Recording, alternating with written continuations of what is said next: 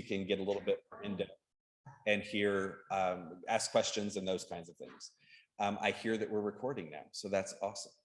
I'm going to ask Brad to, oh, I did it up here, never mind. So first, I'm going to start with the Senior Wardens report. And first, I just want to say thank you. This meeting is about gratitude, and I want to thank everyone for their support over the last few weeks and months. We have received a tremendous amount of positive feedback from the parish, from folks who are looking forward to and are living expectantly into the vision of St. Luke's on the Lake, and they're ready to do the work, not just outside of our walls, but also here, building relationships with one another and really leaning into the ministries that we have. If you're a leader of a ministry, would you mind standing? Whether it's the choir, whether it's flower delivery, Daughters of the King, St. Luke's Cares. If you're online, if you can put in the chat real quickly, if you're the leader of a ministry. I know we have several folks joining us online this morning. I just want to say thank you and give these folks all a round of applause for the leadership that they have. And in times of transition, like the one that we have now, that we're in, that's going to be more important than ever. And so lift these folks up in prayer, reach out to them, connect with them, ask how you can support the work they're doing, because that's what's going to get us moving forward through these next few months. A lot of what you're going to hear today may sound just like a bunch of numbers and a bunch of regular business, but I'll tell you what it really is symptomatic of God's provision for this parish. And a lot of times you hear folks talk about God providing for our needs. And in this case, I want you to be really clear, that is you. You all provided for the needs of this parish in 2021, and you have generously provided for the needs of this parish in 2022. And what you're going to hear is that God has provided and you have provided enough for 2022 this year. And we're very thankful for that. And we're looking forward to 2023. And yes, we have some work to do if we want to be where we want to be.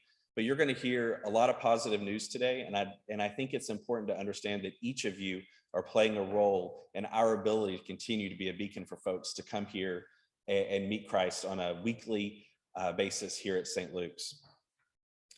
As we move into this transition, for those of you, if you haven't been able to participate in the town hall last week or watch the recording, I want to give a very brief update on where we are. The only real update since last week is I will tell you that we will begin talking to interim candidates this week. So we are moving quickly to get that in place, and our goal of having an interim in place, ideally by the first part of Lent or very soon thereafter, is on track.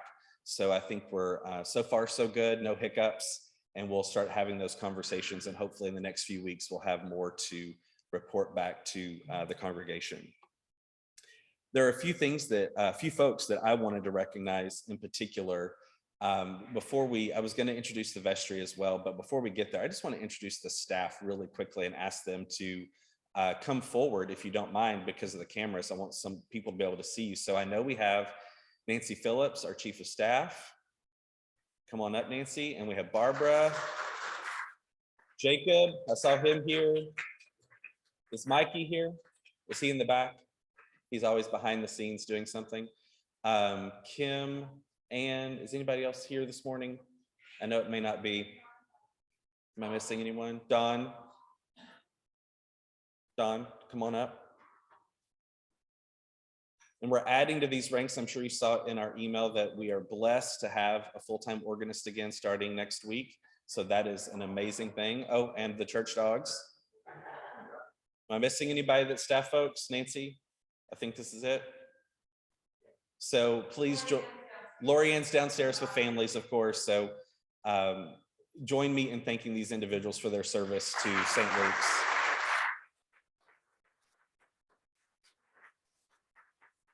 Thank y'all so much. So we're going to move on, and we just want to recognize our vestry that has served this year in 2021. This is my first year on the vestry, and it's been an amazing privilege to get to know some of these folks. And that's been the great part about service. And I encourage you to get involved, because what I've been able to do is meet people that I've really never had a relationship with before. And it's been a very rewarding experience for us. So these are all the current members. So Mary Weber, she's online. She's joining us remotely. These Vestry members, if you would, if you could just stand, we want to ask you each to come up. Mike Affleck, I know he's here. Kelly Sosa, I saw her. She's in the back. Peggy Klima, there she is in the back. Lene, very good. Pat Harrison, he's here. Thomas Hutcherson, Ron Cristobal, he is online joining us remotely.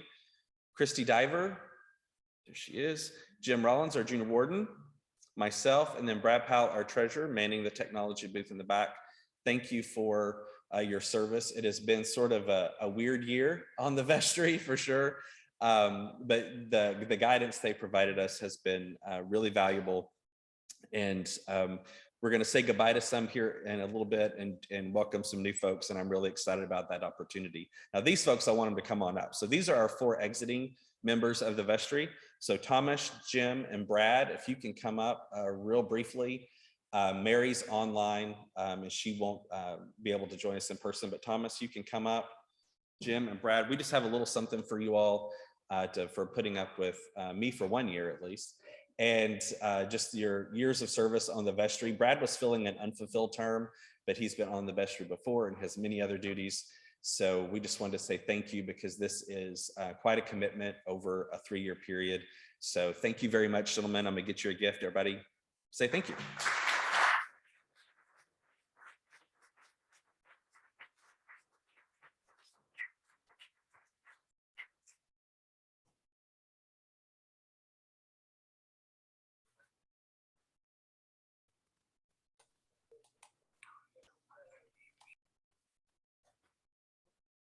One more round of applause, and then you go.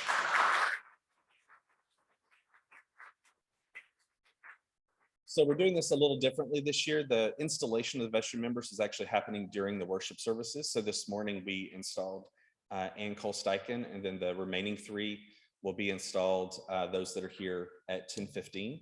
So, but I do want to bring them up and recognize them really quickly for our 4 new members. And so we have Jane Ellen Carter, and we have Ann Cole Steichen, and come on up. Y'all come on up. Yeah, you got to come up where we can see you. Where's Jim? There's Jim, right up front. And then Austin Collins is joining us remotely. And I don't have, I'll do it this way. Brad, can I, oh, I'm on, there you go.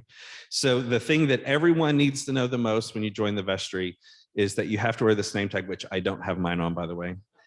I can't get it in the right car. Like I put it in one car, then I come to church in the wrong car and I never have it.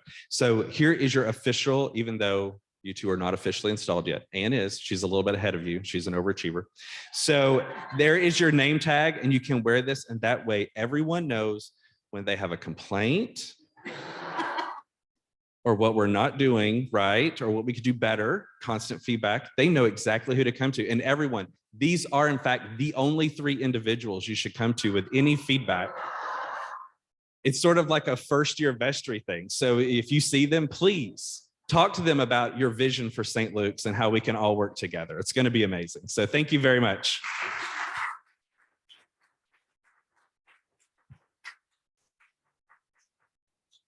And Austin's not off the hook. Austin, you're online. I have your name tag here, and everybody has your picture. They know what you look like. They will find you. And so I'll get that to you next week. He says thank you in the chat.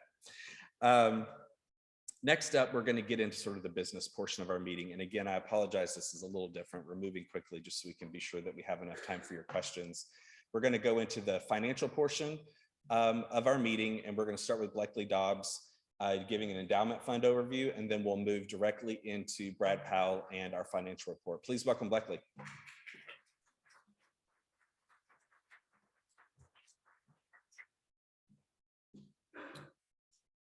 Thank you, Darren. So I just wanted to give everyone a quick update on the Endowment Board. First of all, the members of the Endowment Board are myself, Deborah Smith here, Laura Perkins. I can't really see people out there very well, so I'm not sure if they're here. Gary Franklin and Katie Collins are on the endowment board. And the thing is, I think many people don't know a lot about the endowment fund, but as you can see here, what it is it's a fund that's been set up to provide funds to support the ministry goals here at St. Luke's, both now and into the future. And this is was set up many years ago and has grown to a little over $500,000 in funds. And because we take out we can only take out a small amount every year. This coming calendar year, we can spend up to $23,000. We do not have to. That's just the maximum that we can spend for particular things that we want to do. The way that this fund has been built is gifts, donations. Some are memorial gifts, some are bequests, planned gifts, or just any specific gifts into this fund rather than making donations to the operating budget of the church. And we'll be talking some more about this during the year and giving us some more information on how you can help us out with the endowment fund. We have recently decided to have the Diocese of Texas, what's called their participating fund, to manage the investments in our fund. They managed a lot of investments throughout the diocese, including the Episcopal Health Foundation, which is a very large endowment of the Episcopal Diocese of Texas. And finally, how do we use the funds? Really, it's meant for several things, and our committee is working on a better way to get this information out to people so you can get ideas, so you can see how we are using it. But really, it's for improvements, if you will, to the church for discipleship. That's the whole purpose that this is for, is to bring people to Christ. And so that can be things that might be physical additions to the building or improvements to the building. It can be programs or other things that we want to fund to try to bring people to Christ. And the idea is that we want to start things or partner with other sources of funds here to develop things that can be self-sustaining, not something that we want to be contributing to every single year, but get things going, and then find other ways also to improve discipleship. So that's all that I had right now. If anyone has questions, please feel free to contact me later or after the financial overview. If you have specific questions about the fund, I can answer them then. Thank you.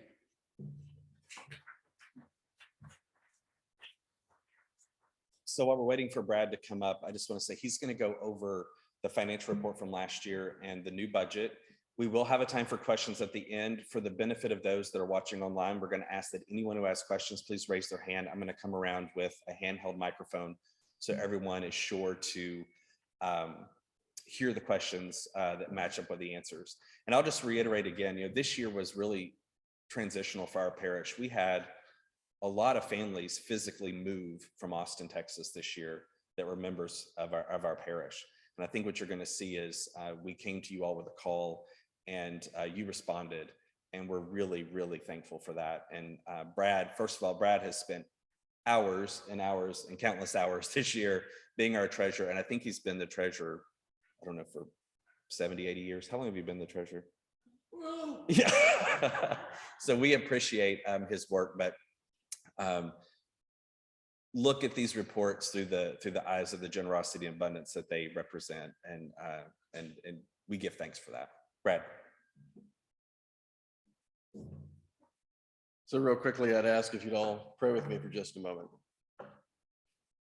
Heavenly Father, we thank you for the gracious spirit of generosity that pervades this parish, that not only sustains the work that we do within the walls of St. Luke's on the Lake, but also sustain us in serving those that we know outside of our parish and those that we don't know.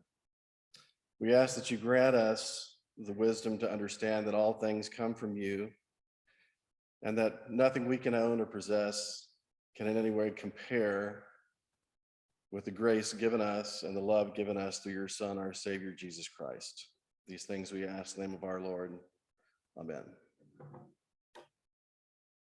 Slide up.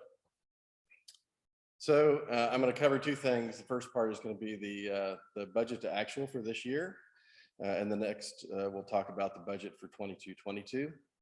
And so just as an opening statement, between parishioner giving and generosity, our PPP loan that we got that was in large part forgiven by the SBA, and through the grants that we got from the diocese, in essence, we had a very good 2021 in terms of our finances. Those of you who remember where we started in our budget, we actually had a deficit budget at the beginning of the year, and we asked the parish to please step up and help us close that gap. I'm happy to say that even if we hadn't received all of the grants and things that we received in addition to parishioner giving, we would have closed that gap. And so the generosity of this parish is more than evident and more than abundant in the way that we behave and conduct our lives. Slide. So on the revenue side of things for 2021, and there's just a couple of notes, and these notes will follow the paper that you have in front of you. So if you want to see the detail, it's all there. If you want to hit the first one.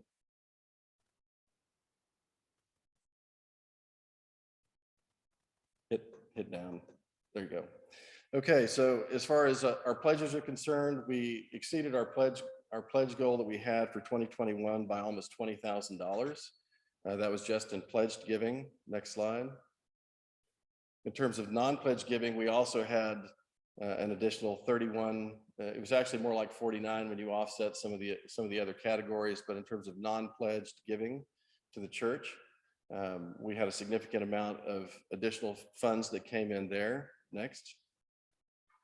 We had additional funding that came in the form of, there's an elite program that is here during the summer, and that brought in some additional facility use revenue.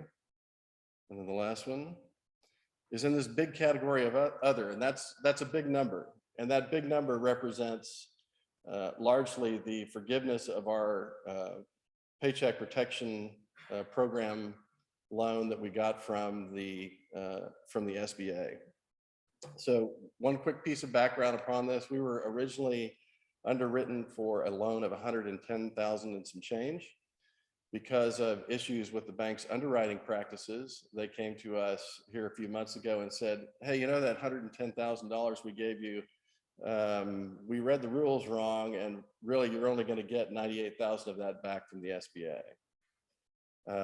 To be honest, when they first came to us, that number was a lot smaller. They had indicated there was a $40,000 mistake in their underwriting. But after some discussions, we'll call them discussions with the bank, that number was reduced down to about 12. So everything but $12,000 of our PPP loan were forgiven by the SBA and provided to us in essence as a grant. And you'll see on our budget side how we're going to deal with that principal issue. So overall, what you see for the end of the year here is a very large revenue excess. At least 100,000 of that is being driven by the PPP loans and things that we had, but an even more significant portion has been provided by the parishioners. Next. On the expense side of things, and it's the same series of some notes here, you'll see there's notes out to the side, so if you want to hit the first one for me. You press it down, there we go. So we had some staffing changes in clergy. Part of that was from Father Jim leaving. That's where that variance comes from. Next. We had some regularly unplanned HVAC issues. Seems to be an annual occurrence for us, but we can't predict which units may have an issue in any given year. So one of our largest additional expenses in this last year were a couple of AC units that had to either be fixed or totally replaced because of issues. In a lot of cases, those were supplemented by insurance payments, so we didn't have to pay the full cost. Next. We had some contractor savings. We didn't use as many contract musicians throughout the year, so we were able to save some funding there. Next. We had savings to referral from the audit. For those of you that know or don't know, we have to have our books audited. We've been kind of pushing that out depending on where our financial situation was over the last couple of years. So we're doing a multi-year audit, and because that's been pushed into 2022, we didn't have that expense this year, so we'll have a slight bump up in expense in 2022, but it'll be for a multi-year audit. So here's the overall summary. Go ahead and push the next button. So because we were at this point of having $122,000 in net excess revenue, we opted not to make any requests to the endowment for one-time programs this year as a means to help defer some of our costs. So there were no disbursements from the endowment for use of outreach type programs. One more. There you go. So what you see down here on the bottom is an adjustment, and this $98,734 is the amount that was forgiven by the federal government for our PPP loan. And one of the reasons why we're kind of subtracting it off here is so that you can see how we really did on our cash budget. That was not, that loan and that forgiveness was not part of our cash budget. So it's important that people be able to see that we anticipated we were going to have a net loss of almost $40,000 this year. And in fact, we had a positive variance with the amount of income and things of almost $23,000. So the parish is to be congratulated in terms of its generosity in this year and bringing us forward to the next year. All right. Oops. Thank you. Okay, so the 2022 budget. So largely, as Darren indicated, we have a transitional budget for this year. And for those of you that remember, we had a transitional budget when we were in the search process before. It is not uncommon. It's actually sort of the norm. And so given all the changes that have been going on, we're very pleased where we landed financially for this year. Typically in search years, there is a tremendous drop in giving. To be honest, our stewardship level for this year is almost right on line with what it was last year, which is atypical for parishes that are in a search process. They typically have a huge drop in revenue. But what you'll see, one of the things that are impacting us is some of the grants and things that we relied on in the prior year have gone away. So you'll see the impact of that. So it's a transitional year. I want to point out that one of the main ways that we balanced the budget was we've been out looking for. In prior months, we were looking for an associate rector for family ministries. Those salary items have been removed from our budget because we don't anticipate hiring an individual in that role until after the rector search is complete. So I'm just forecasting for you that into 2023, it is going to be a financial hurdle for us to overcome so that we can fulfill what we'd like to do with that ministry. Next. All right, so once again, there's some notes out here to the right. I'm going to ask Nancy to bring up the first one. So we have slightly reduced pledging.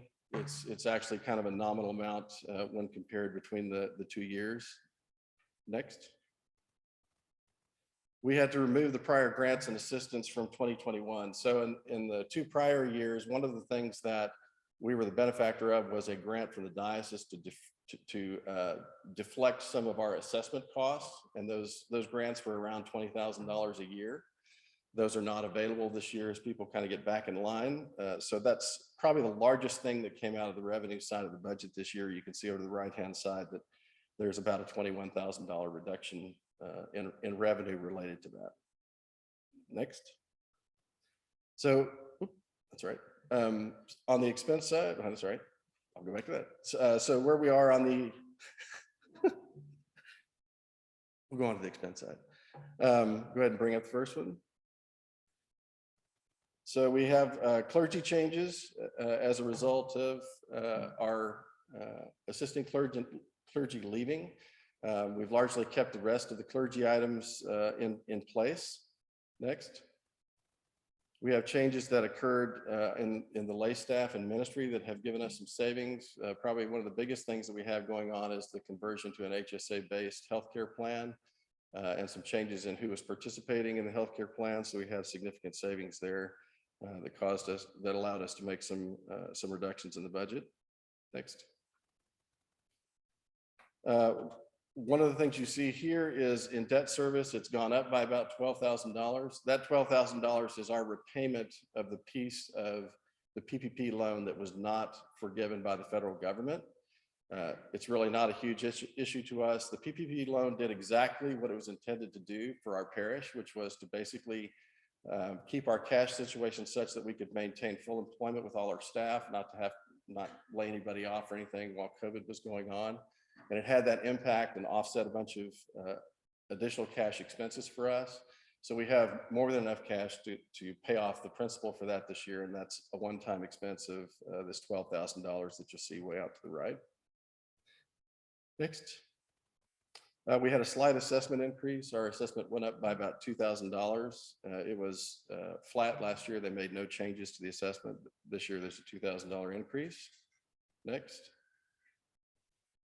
We had an increase in our property insurance and in some of our maintenance costs. So we got additional costs there this year. Next. There will be a 1 year increased amount for our audit expense. That audit expense is because we're adding an additional year, and it'll be a 3-year combined audit.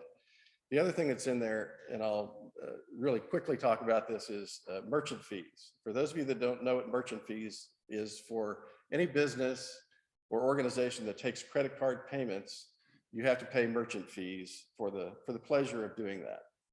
Because we have had a tremendous shift to online giving, we have had a tremendous increase in merchant fees. And so it's important that you understand that, yes, you get the full impact of your contribution to St. Luke's on the Lake if you pay by credit card, but it does cost us something when you use your credit card. So there's two things we're going to try and do about that. One is we're going to try and provide the opportunity for you to cover that expense if you choose to use your credit card because you want to get points or whatever it is to make your contribution that way. And so we're hoping that we can get our merchant services provider to give us a checkbox that you can check off and say, hey, I want to cover the extra 2% it's going to cost for me to use my credit card as a part of what I'm going to give. The other option that folks have is if you do what's called an ACH transfer, or basically have it transferred from your bank account, that costs us about 50 cents. So if you're able to do that and you're an online giver, we'd appreciate that. That would save us on some of those expenses, but we'll be doing a few things to give people the opportunity to help cover those costs. Next. Once again, reduce contractor fees for musicians. We have found that we've had enough people volunteering that has not been needed. Next.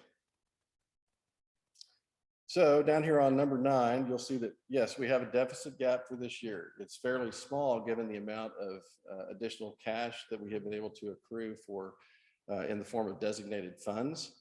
But this is in fact the gap between revenue and expense. Next. Do it one more time. So in essence, this $24,000, what the Vestry is anticipating doing, to be perfectly honest, we fully expect that we're going to be able to cover this in one form or another, either through unexpected additional giving happening during the year. But if that doesn't come to fruition, we have sufficient cash resources to cover that in our transition year. So we don't anticipate that being an issue. So what you have here is a balanced budget for 2022, even in the event that we have to pull some of that from our cash reserves. I think that's it, unless there are any questions. And I guess I'd probably ask, if you do have a question, Darren's got the mic, if they would speak into the mic, that way people online would be able to hear them. Happy to entertain a question. Yes, sir.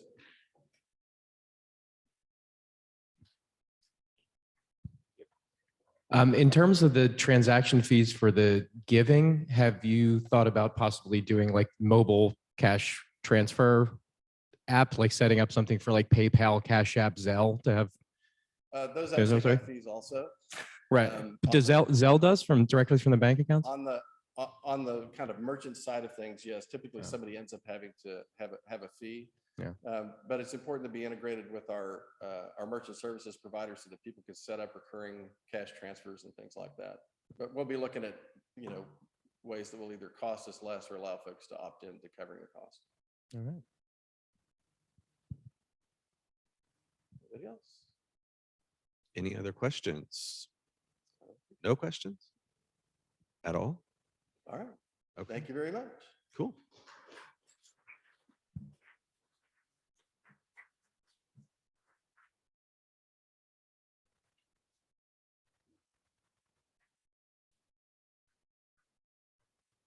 I will add one quick note to that, and Brad touched on it, and that is the line that you saw for the clergy expense. We left the rector expenses at 100% of what a full-time rector would be for an entire year. We did that for a couple of reasons.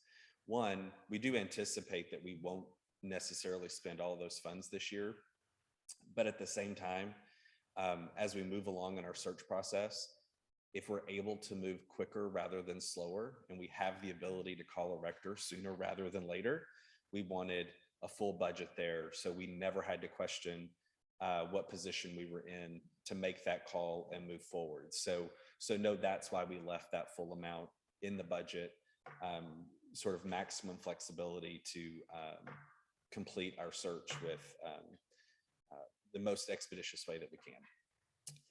So we do have a few minutes left, which is awesome. So I'm going to ask a few folks from the staff to come up and give a few reflections on the past year and then looking forward to the next year. And I'm going to put her on the spot. I saw her come up and she wasn't able to come up earlier. So I'm going to start with Lori Ann Lavalle. Come on up.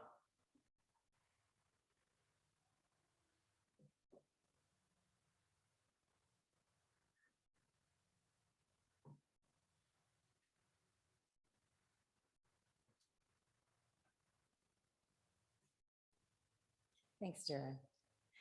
Hey, y'all, how are y'all doing? Just a couple of things. First of all, this past year has been just an amazing year. I learned how to do ballet. I pivoted and I pivoted and I pirouetted. Every time we turned around, we were having to change what we did for our kids and for our families so that we could accommodate them and get them here. One of our biggest things from this past year that we were able to do is to do our lessons on the lawn. Those of you who don't know what that is, it started out as kind of a kids' church on the lawn, and then it morphed into our formation on the lawn, which enabled our families to come, because a lot of our families have littles that can't be vaccinated, and they're uncomfortable with coming inside without vaccination. And so it was a really cool thing to see 35 people out on the columbarium lawn on Mexican blankets and having a good time. That's one of the things that we're looking into for next year as well, or into this year as well, as soon as we can, we're gonna get back outside. It seemed to really do well. Families really seem to enjoy being with their kids. And so at least once a month, we'll make sure we have what's called family formation. The parents are always welcome to come to both the formation time and to the to kids' church. Last thing is this past year, we were so blessed. We were able to do a smaller in-person VBS. We also did a virtual version. We served about 80 kids, which is pretty good for having all of our spacing requirements for VBS this past year. And we had almost 30 online as well. This year we're praying, and so I'd appreciate your prayers. We plan on doing a in-person only VBS. And it'll be kind of back to our bigger function with more kids, more volunteers. And so anytime you want to see what you can do, we have lots of things that we could use any of your gifts to do that with. And like I said, we're going to still be doing whatever we need to do for our families, pivoting when we need to. And you're always welcome to come and help. So thank you.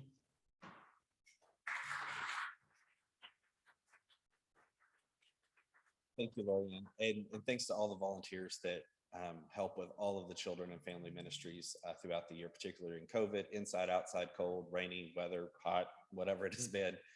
We appreciate it. And it looks like the next person up is our newest staff member, because the organist hasn't started yet, Jake Leal, our youth minister.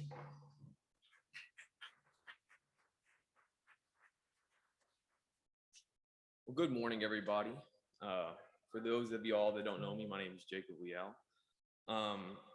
So this past few years, we've kind of struggled with the youth program due to the fact of COVID, but we have been ramping back up. We've been seeing more faces come in, which is very good. Sorry, I'm not used to this echo. And so what I've been doing since I started mid-December is I've been doing my best to meet with youth one-on-one, close to where they live, getting coffee or some pancakes, stuff like that. And I've been able to meet with about 8 and get a good idea of their free time. So we have started up EYC again. It's at 5:30 on Sundays currently, but we are transitioning to a Thursday at 5:30 EYC, which somehow works better for all of them. And then coordinating with the high schoolers, we're working on seeing what events they like, what they want to do in the future, what they want to take out to make it so they have more ownership of the program. And any other details that any of you would like to know that I'm leaving out and forgetting, you feel free to contact me. My email is jleal@stlukesonthelake.org. And I'll be around most every Sunday, and you'll see my bright and shiny face. Thank you.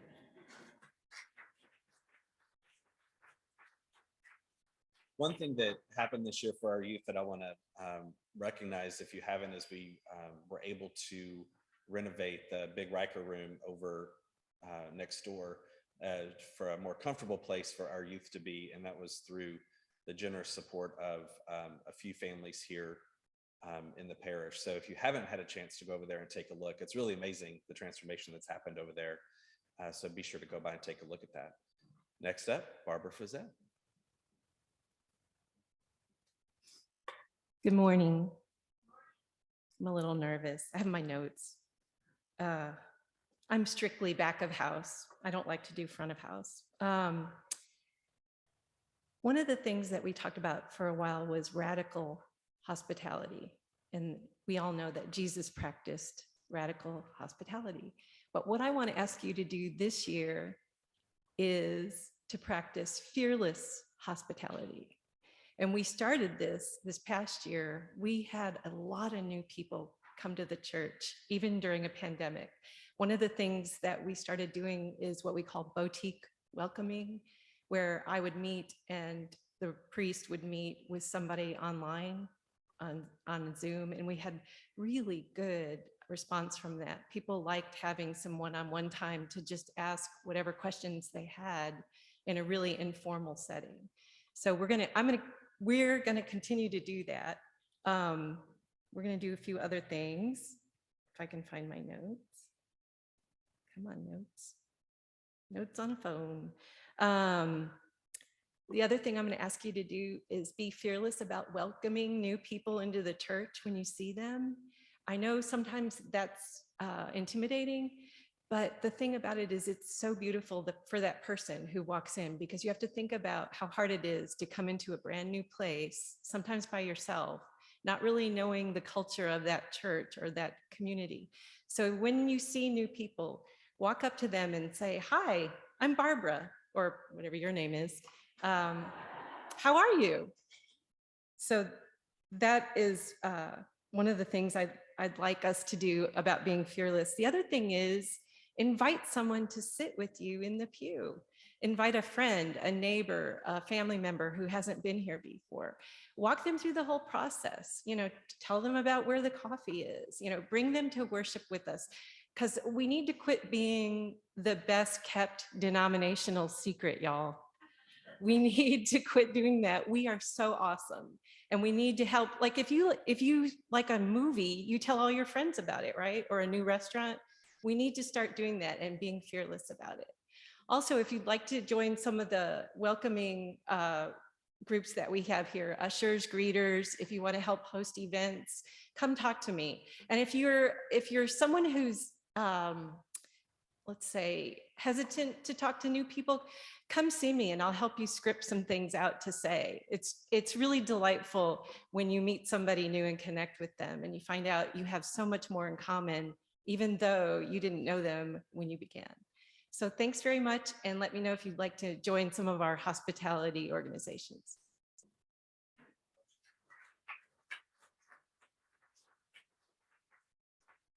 And for this year, if anyone sees Barbara carrying a tray of anything down the stairs, rather than using the elevator, turn her around, send her over to the elevator. It's absolutely required to send her job description. Now she signed it and everything, that she has to use the elevator.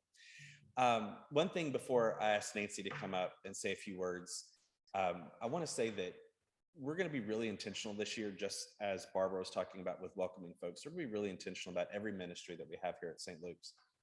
I've already had the pleasure of meeting with a few. I met with the lay chaplains for St. Luke's Cares this past week. I guess that was last week.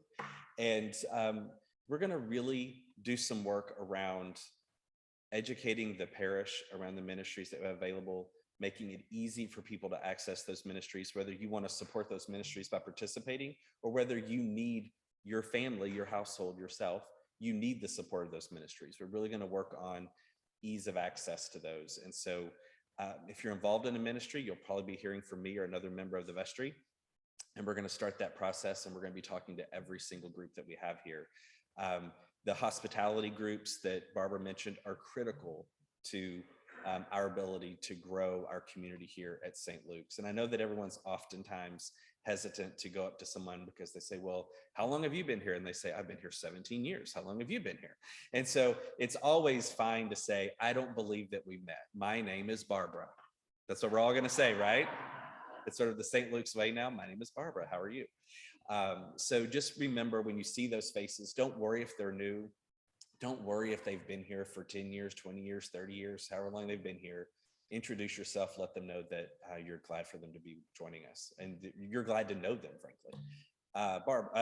Nancy, if you could come on up. My newly found partner in crime.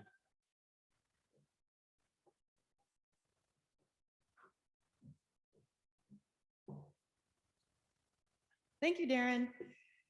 Good morning, everyone. It's so good to see all of you here. We're grateful for the time that you are taking out of your mornings to learn more about what we've been up to at St. Luke's and what we're going to be doing in the coming year. I'm really grateful to the vestry, especially for your leadership, and especially to the leader of the vestry, Darren Grissom, who has really taken on a difficult role right now in the absence of a rector. But I am confident, because of all of you, that we will be just fine this year. So we need to keep looking ahead and trusting God and trusting our process and trusting our leadership that we're going to be okay.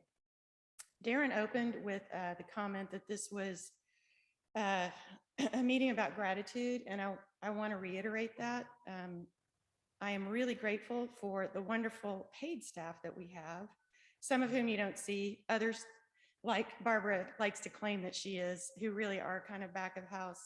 We have our wonderful parish administrator, Ann Severson. We have Kim Wiegers, our bookkeeper. We have several people who work in the nursery.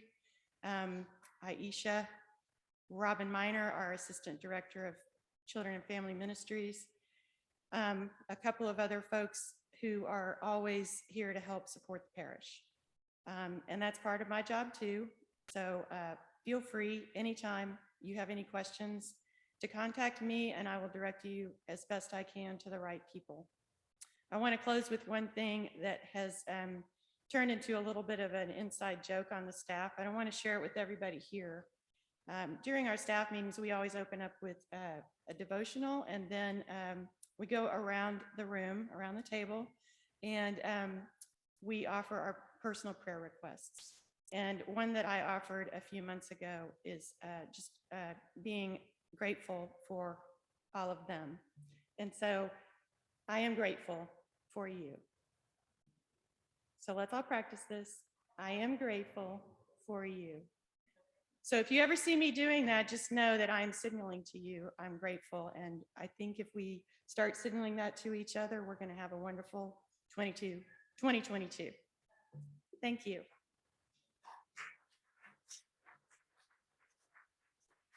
I have to admit, I thought when she did this, I was like, you're out of time. Get off the stage, quit talking. No one wants to hear from you anymore. So I think it's really important. We are very fortunate to have a staff, and I do want to share through your generosity. It's been a few years. We were able to give in the budget that the vestry approved, and you saw, we were able to give for the first time in a few years our staff a cost of living raise, our salaried staff, and so that has been hugely beneficial for them. And we're also going to undertake a market study this year to make sure that we're on par with other parishes our size and such, because as we all know, it's getting a little bit more expensive to live around this place. So we're going to be doing that work, and we're very thankful for their support of everyone in the parish. Two things that as I've been able to sit and listen, I forgot two things. One is I didn't check to see if there were any questions online. I've still not quite tuned into that about anything at all. So our online folks out there, thank you for joining us. We hope to see you here back again soon. And the other thing that I forgot about is this beautiful campus that we have. And I say that in relation to the regularly unscheduled HVAC repairs. But when we recognize the outgoing vestry members, I think it's important to say the junior warden job that Jim did is no small task. And so whether it is plumbing, electrical, doors, siding, windows, HVAC, more plumbing, more HVAC, it is a really important job that we have a place that people feel like they can come to and be safe and be clean and have all the operating things. So a special thanks to Jim for his role as junior warden. We really appreciate your service. And now he's got I think he has some sort of pseudo certification in basic plant management. So he's going to go get a second job when he retires. So I think if there's no other questions, I think we're just in enough time to close this up. Oh, we do have a question. Yes, ma'am, Linda. I'll repeat it.